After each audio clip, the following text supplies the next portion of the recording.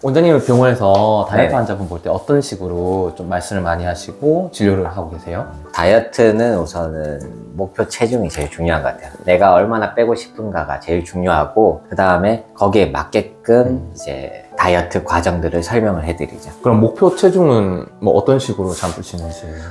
본인이 하고 싶은 게 제일 중요하다고 봐요. 100kg인 환자가 왔는데 70kg까지 빼라 이렇게 하면은 30kg 너무 힘들잖아요. 근데 본인이 30kg 빼고 싶어서 왔어요 하면은 이제 다이어트가 잘 되는 거고. 본인의 의지가 있으니까. 그렇죠. 근데 저는 우선은 한 10kg만 빼고 싶어요 하면 우선 10kg 빼고, 그 다음에 다시 더 필요하다 싶으면은 그때 다시 얘기를 하면은 훨씬 더 환자분들께서 잘 받아들이고 성공적으로 다이어트가 잘 되고 있죠.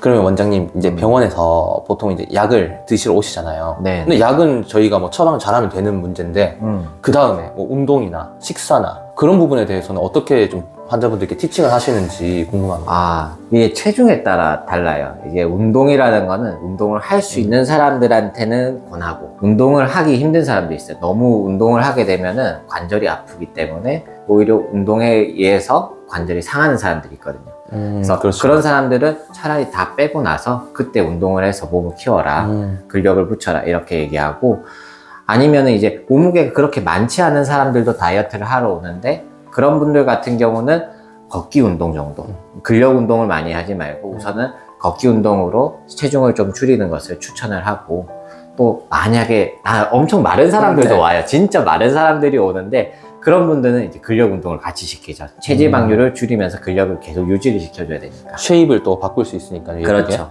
저도 비슷하게 환자분들께 설명을 해요. 제가 설명하고 있고, 사람들이 이제 운동하는 경우가 두 가지인 것 같아요.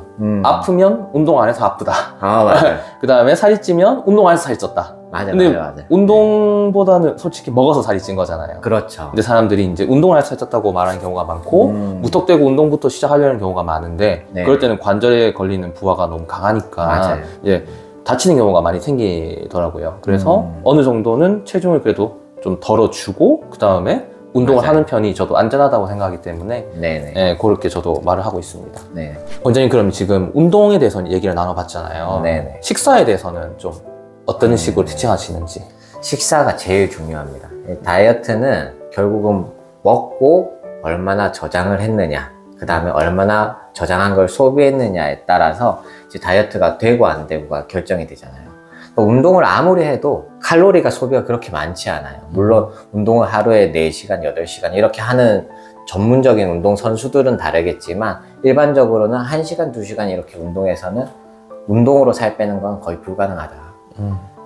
그렇게 보고 있고, 음식의 질이 아주 중요한데 특히 이제 당류 같은 거, 달달한 음식들은 전부 그냥 살찐다고 보시면 돼요. 그래도 요즘엔 제로가 나오니까 그래도 도움이 좀 저는 많이 받고 있습니다. 저도 제로를 좀 좋아하는데요.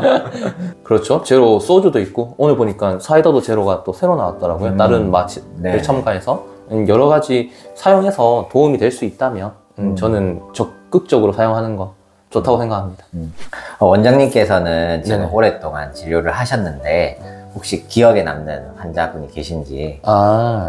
저희가 이제 병원에서 70대 환자분들, 60대 환자분들이 되게 많으세요. 저희 병원 같은 경우는 이제 수술하고 재활을 하다 보니까. 그렇죠. 네, 수술을 하시면 이제 대부분이 어깨, 무릎, 허리 3종 세트 수술을 하는데 이제 허리 이하는 다 체중에 대해서 말을 하잖아요. 네네. 근데 체중을 빼라 병원에서 매번 말을 하지만 사실은 쉽진 않아요. 어르신들이 뭐 식사량이 줄어드는 건 아니지만 기초 대사량은 좀 줄어들어 있는 상태고, 운동을 수술할 정도로 아프신 분들이 운동을 잘해내거나 뭐랄까 체중을 감량할 만큼 하기는 쉽진 않잖아요. 맞습니다. 네, 그런 상황에서 환자분께서 다이어트가 그래도 나는 필요하다라고 느껴서 이제 진행을 했던 적이 있거든요. 근데 저도 나이가 많으시고 기초 대사량도 많이 낮아져 있고 그 다음에 다른 약들도 많이 복용하고 계시니까 조금 고민스럽긴 했는데 양을 적절히 조절해서 좀 써봤어요. 그러니까 환자분께서 일단 체중이 몸의 한 10% 이상은 감량되고, 그러다 보니 부종 같은 게 빠질 거고 무릎은 편해지고, 그리고 결과적으로는 70대 환자분들이 많이 늘었죠. 다이어트 환자분들이. 네, 그런 부분이 가장 기억에 남습니다. 왜냐하면 20, 30대 분들이야 되게 다양하게 이제 검색도 하실 수 있고 방법도 많이 알고 계시거든요. 근데 60, 70대 분들은 포기한 경우가 되게 많기 때문에 네, 저는 포기 안 하셨으면 좋겠습니다. 원장님도 다이어트 환자분들을 많이 보셨잖아요. 네네. 이제 오래 진료하시면서 이제 기억에 남는 환자분들 좀 있으신지. 기억에 남는 환자들이라면 제가 제일 기억나요. 제가 원래 몸무게가 한 105kg 와, 이 진짜 정도 많이 나왔었거든요. 나가셨네요. 네. 근데 이제 내가 다이어트를 해야 되겠다 마음 먹고 이제 한 30kg를 감량을 하고 그래서 계속 유지를 하고 있는 상태고요. 더 하실 거예요? 그럼요. 다이어트는 평생 하는 겁니다. 저도 그렇게 생각합니다. 네. 다이어트 같은 경우는 이제 결국은 제가 보는 관점에서는 살이 찌는 사람이랑 찌지 않는 사람이랑 체질이 이미 정해져 있다라고 거의 보고 있어요. 그래서 아무리 먹어도 안 찌는 사람들이 있고 조금만 먹어도 찌는 사람이 있는데 그 조금만 먹어도 찌는 사람들은 다이어트를 통해서 우리가 평생 관리를 해 나가야지 건강한 삶을 유지할 수 있다 이렇게 보고 있어요. 원장님도 많이 편해지셨나 봐요. 네, 체중 그렇죠. 감량하고 나서. 네. 그 당시에는 이제 제가 몸무게가 너무 많다 보니까 발목이 너무 아팠어요. 발목이 아팠는데 제가 스스로 발목을 치료를 하는데도 불구하고 이제 근본 원인이 해결이 안 되다 보니 계속 아팠던 거죠. 한 1년, 2년, 3년 이렇게 발목 아팠는데 다이어트를 하고 나서 발목 통증 같은 게 사라지고 허리도 편해지고. 역시 본인을 치료하는 의사가 진정한 의사죠. 네. 원장님께서도 이제 저도 그렇지만 다이어트를 우리 해보잖아요. 네네네. 진짜 힘들잖아요. 힘들죠. 근데 이 다이어트가 참 힘든데 여기에 대한 심리 말씀해 주실 수 있을까요? 저는 다이어트는 힘들면은 다 실패해요. 네, 다이어트는 편안한 상태에서 자연스럽게 빠지게끔 그렇게 만들어줘야 돼요. 힘들면은 이 몸이 위기 상황이라 느껴서 나중에 요요가 온다는 거죠. 원장님께서 생각하시는 요요란 네. 어떤지 좀 말씀해 주시면. 정확하게는 요요는 살이 다시 찐다라기보다 근육이 빠졌는데 살만 찌는 걸 요요라고 저는 생각을 해요. 체중이 올라가는데 살만 올라가는 거죠. 근육은 계속 빠지고 체지방은 계속 올라가고. 근데 우리가 생각하는 가짜 요요는 근육도 올라가고 체중도 같이 올라가는 경우가 있어요. 다이어트 과정에서 근육은 안 빠졌는데 지방만 싹 빠진 사람이 있어요. 근데 그 상태에서 지방이 계속 다시 올라가면은 그건 약간 가짜 요요가 아닌가. 네. 그럼 우리 다이어트 힘들면 안 된다고 말씀하셨잖아요. 네네. 요즘에 나오는 제로 과자나 뭐 네. 제로 아이스크림, 제로 음료, 제로 소주 이런 거에 대해서 어떻게 생각하세요? 저는 다이어트를 할 때는 이제 음료수를 일절 먹지 말라, 물 이외에는 웬만하면 먹지 말라고 하는데 이제 사람들이 그렇게 하면 너무 힘든 사람들이 있어요. 난 평생 콜라를 너무 많이 먹어왔어. 그런 사람들은 콜라를 먹어야 돼. 안 그러면은 행복하지가 않아. 그러면은 제로 콜라라도 먹어라 이렇게 하는 거죠. 근데 그게 꼭 좋냐? 그렇지만은 않다. 그러면 제로 식품들이 많이 있잖아요. 원장님께서 말씀하신 것처럼 문제가 아예 없지만은 않다라고 한다면 어떤 것들이 문제가 될 수 있는지 한번 말씀해 주세요.